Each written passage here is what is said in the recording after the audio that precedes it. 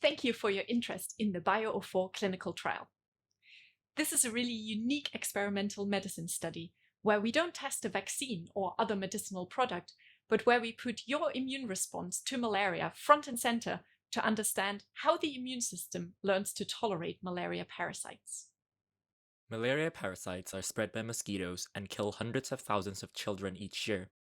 Efforts to control malaria are focused on stopping mosquitoes from biting, by spraying insecticides or sleeping under bed nets, and by reducing the number of parasites in the blood, using drugs or the recently licensed malaria vaccine, which is partially effective. Unfortunately, none of these control measures can completely stop children from becoming infected. And when they do, the risk of developing life-threatening complications is high, because the first infection of life is the most dangerous. However, we know that children who survive their first infection quickly develop immunity against severe forms of malaria, which means they don't usually get severely ill again.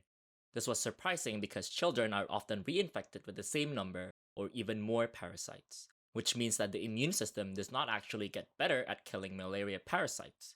In fact, when the immune system launches a full-scale attack, most parasites survive, but you end up damaging your own tissues. So instead, you need to learn to rein in this damaging immune response and tolerate the presence of parasites in your bloodstream. Because if you can't get rid of the parasites, at least don't kill yourself trying. Unfortunately, we do not currently know the mechanisms that allow the immune system to tolerate malaria parasites and limit the damage they cause. The Bio04 trial aims to change that.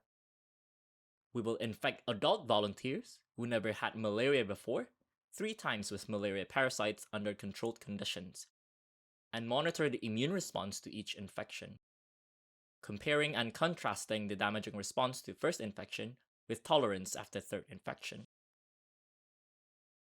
Of course, volunteers will be carefully monitored and infections stopped early to make sure nobody participating in the study develops severe complications.